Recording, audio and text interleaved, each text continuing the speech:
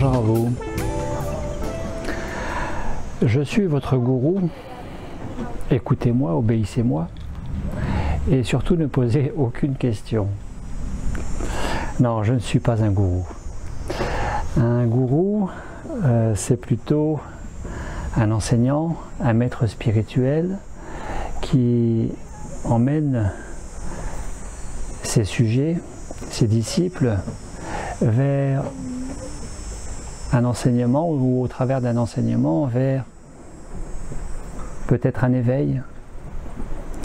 En tout cas, le mot gourou est surtout inscrit dans la tradition orientale large de l'hindouisme, des religions hindouistes, bouddhistes, jaïnistes, brahmanistes,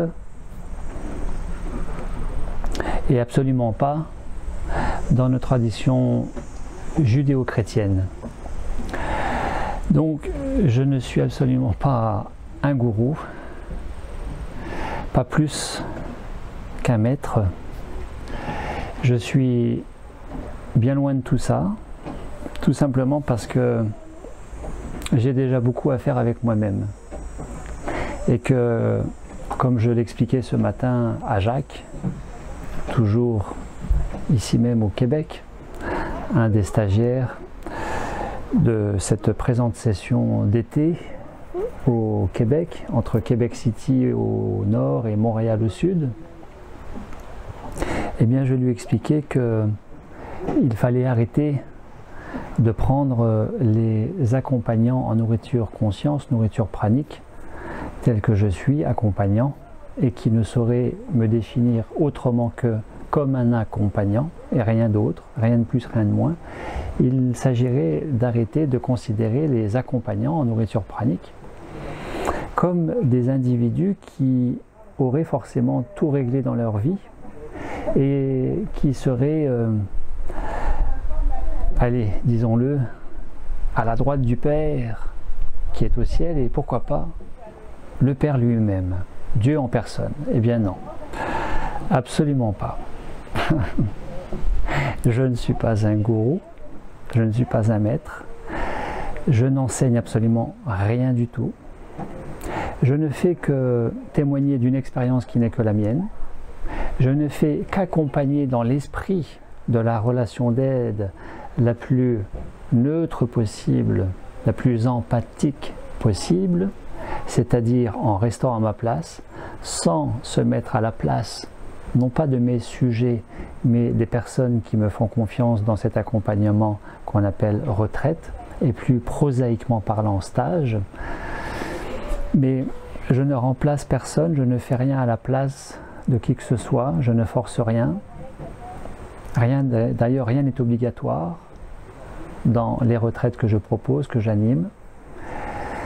Et chacun fait son programme, en toute liberté, ou disons-nous plutôt, en toute libre arbitre. Et c'est bien de ça dont il est question, le libre arbitre. Car nous confondons le libre arbitre et la liberté. La liberté, c'est la conscience dépoussiérée de ces schémas limitants de croyances, de ces filtres qui nous font voir une certaine réalité qui n'est autre que la réalité subjective propre à chacun et qui ne serait pas forcément la réalité. Alors que le libre arbitre est non pas une vision, mais un regard très personnel, très propre à chacun, posé sur les uns et les autres, sur un contexte, une situation, une donnée, mais regard empreint de filtres, de croyances, de préjugés, d'a priori, de mécanismes de défense. Le déni, le refoulement, la projection, l'infantilisation, la rationalisation, l'humour, la somatisation, etc., etc., etc. Pourquoi cette petite vidéo? Tout simplement parce que régulièrement, avec le ton de la légèreté, avec l'humour, mais nous savons tous que ça révèle un fond de réalité à laquelle la personne va adhérer, de me considérer comme étant un maître, comme un gourou, et de plaisanter en disant voilà le maître, bonjour notre gourou. Ce que j'entends de temps en temps quand j'arrive dans la salle et dans laquelle je rejoins le groupe de stagiaires pour une session en nourriture conscience, nourriture pranique. Encore ce matin, j'appelle une amie en France, qui a rencontré lors d'une semaine de nourriture instinctive, d'instinctothérapie, de nourriture crue, de relation à la nourriture crue, une amie à moi qui est une ancienne stagiaire et qui a fait un certain chemin avec moi, puisque à l'époque je formais en pratique psychocorporelle de gestion du stress avec certains modules, entre autres massage bien-être pour le salarié en entreprise, pour le particulier, ou en technique de yoga du rire, ou en pratique de relaxation, ou en technique de relation d'aide, entretien d'écoute et de relation d'aide, ou de pratique en soins énergétiques, etc. etc. Et donc, cette ancienne stagiaire, qui est devenue une amie, a réalisé que la première amie avec qui je me suis entretenu ce matin au téléphone, eh bien, me connaissait, et en fait les deux me connaissaient sans le savoir. Et donc l'une disant « Ah, tu connais Gabriel ?» et la deuxième de dire, cette ancienne stagiaire, la deuxième de dire spontanément « Oui, c'est mon maître. » Non, je ne suis le maître de personne. Je ne suis le maître, et elle n'a pas plaisanté en disant ça, puisque après elle s'est rattrapée, au dire de la deuxième personne, de dire, finalement elle a dit oui, c'est un ami. Non, je veux bien être un ami, je veux bien un accompagnateur, je veux bien être un thérapeute, je veux bien être, quoi d'autre, un formateur, mais je suis avant tout un être humain qui a un parcours, qui a une histoire de vie, qui a encore quelques casseroles, comme nous disons, qui a aussi tout un bagage, qui a aussi tout un potentiel, comme chacun d'entre vous, et qui par définition n'a absolument pas tout réglé, loin de là. La nourriture pranique n'est qu'une étape possible et non indispensable, non obligatoire, non incontournable pour tout le monde. Je dis les choses plus simplement, ce n'est absolument pas obligé de se nourrir de cette façon-là, la nourriture pranique, et que quand bien même vous vous nourrissez du prana jusqu'à être dans l'autonomie alimentaire, c'est-à-dire de vous nourrir de lumière et de ne plus avoir besoin de manger solide ou liquide en termes de jus, ou de bouillon, ou de soupe, potage et tout ce que vous voulez, ça ne veut pas dire pour autant que vous avez tout réglé, que vous êtes arrivé. Arrivé où? Je me le demande, puisque il n'y a d'autres destinations, à mon sens, et ça n'engage que moi, que le ici et maintenant. Je l'ai dit très régulièrement dans l'ensemble des conférences vidéo que vous pouvez consulter sur YouTube, je l'ai dit très régulièrement que je ne fais que témoigner d'un parcours qui m'est propre et qui n'est pas forcément le vôtre, même si a priori nous sommes tous des étincelles différentes issues d'une même flamme et que le but de la vie serait de reconnecter cette flamme de la vie, que certains appellent le champ unifié quantique, d'autres l'océan de vie, d'autres encore le divin. Mais quand bien même, je dis et je redis en permanence, et régulièrement, ne croyez rien de ce que je peux vous dire, je ne fais que témoigner d'une expérience, je ne cherche pas à faire des émules, je ne cherche pas à convertir les gens, et donc considérez-moi simplement comme ce que je suis, un parmi vous autres, un parmi tant d'autres qui ne proposent que des accompagnements, le plus honnêtement possible, le plus neutre et bienveillant possible, avec bien sûr quelques maladresses, parfois qui se glissent de temps en temps, parce que la pédagogie individuelle et collective, parce que la relation d'aide, parce que la dimension psycho-relationnelle humaine n'est pas une science exacte, et que je dis aussi régulièrement que je marche souvent sur des œufs, parce que rien n'est facile, rien n'est évident, qui plus est avec l'humain, l'humain est parfois imprévisible, et qui plus est quand l'humain lui-même ne se connaît pas. Je veux sous-entendre par là, bien sûr, les effets miroirs, les résonances, les transferts, les contre-transferts qui parfois se jouent de nous, parfois s'amusent de nous, et en tout cas sont toujours justes dans notre relation à nous-mêmes et à l'autre quant à nous montrer aussi au travers de l'autre, peut-être nos failles, nos axes d'amélioration possibles. Et c'est en cela que, avec toute l'authenticité du cœur, j'aime à rappeler que je ne suis au-dessus de personne, ni en dessous de personne, et que, bien au contraire,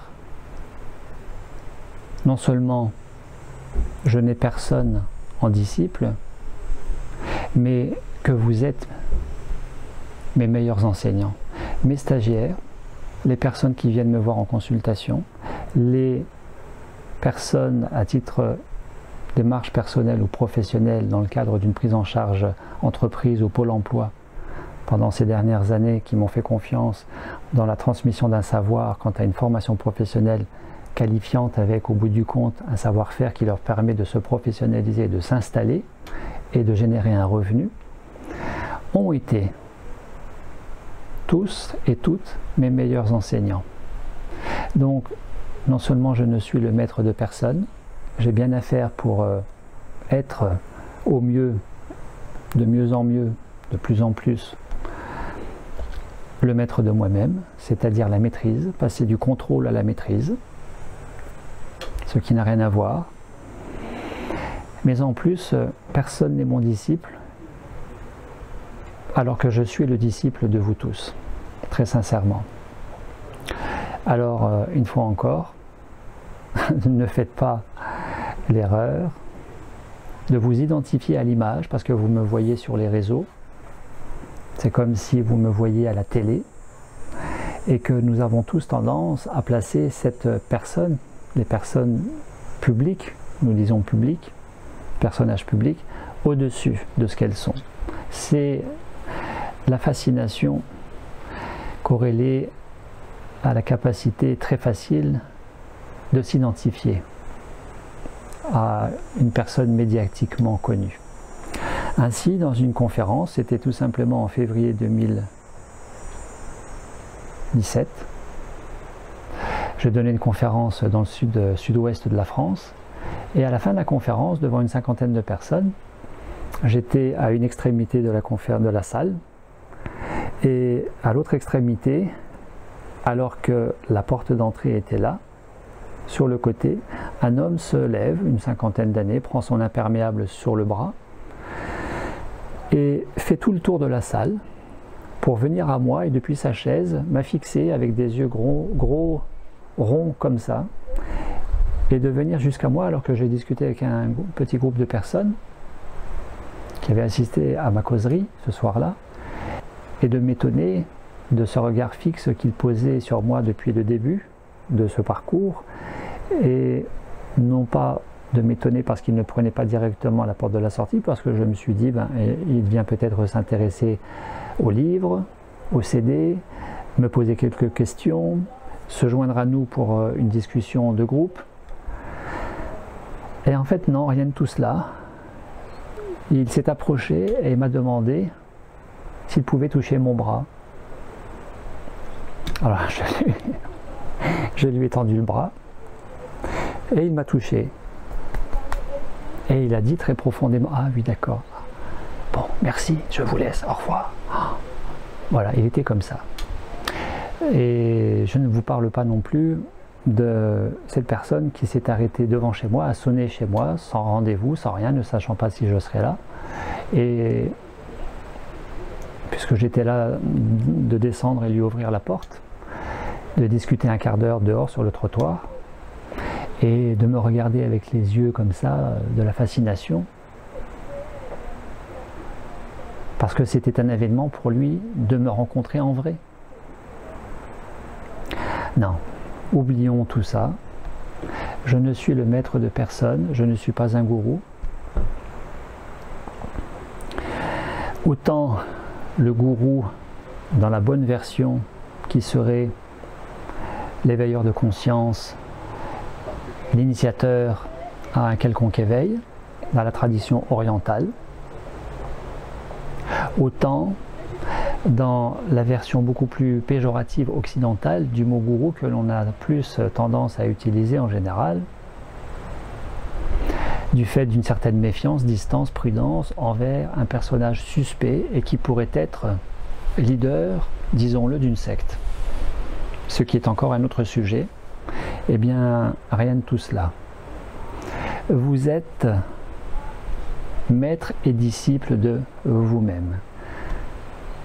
Et je tente au mieux d'être maître de moi-même au travers du chemin de vie qui n'est que le mien. Et comme ce n'est que le mien, vous n'êtes pas censé vous y identifier.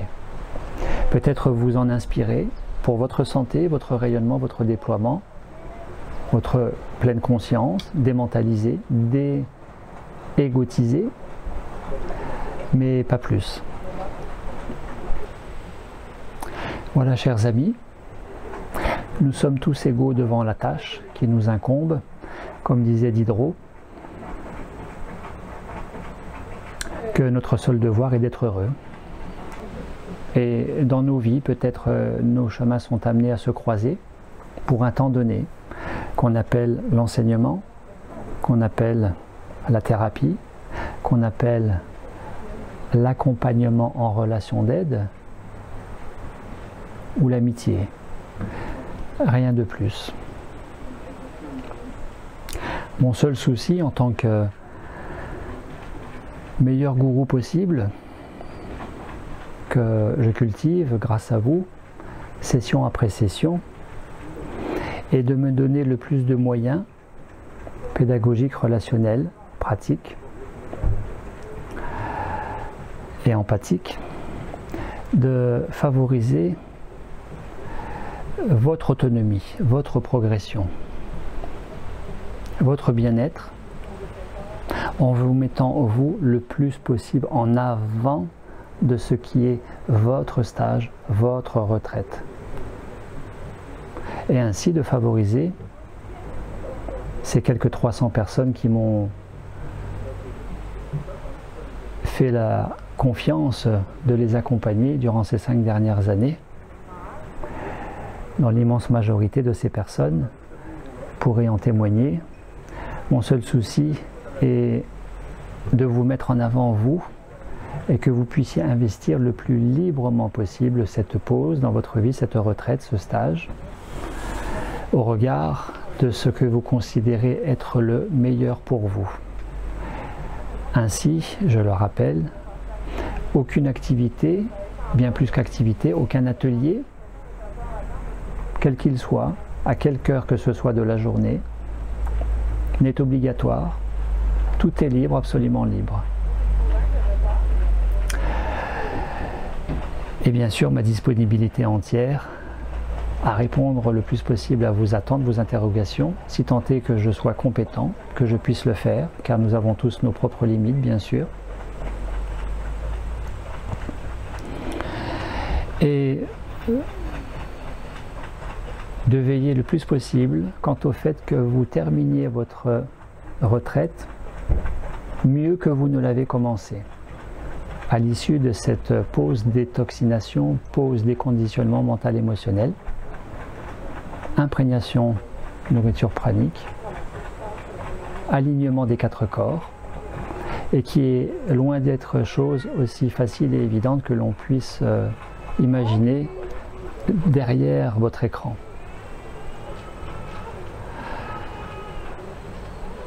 Bien sûr, loin d'être aussi facile que ça, je parle de l'accompagnant que je suis.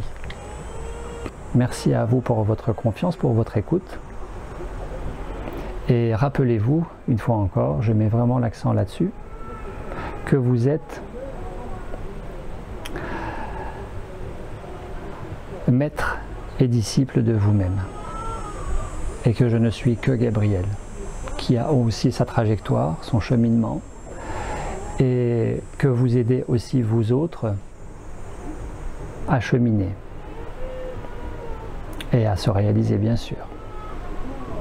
Merci à vous, à très bientôt.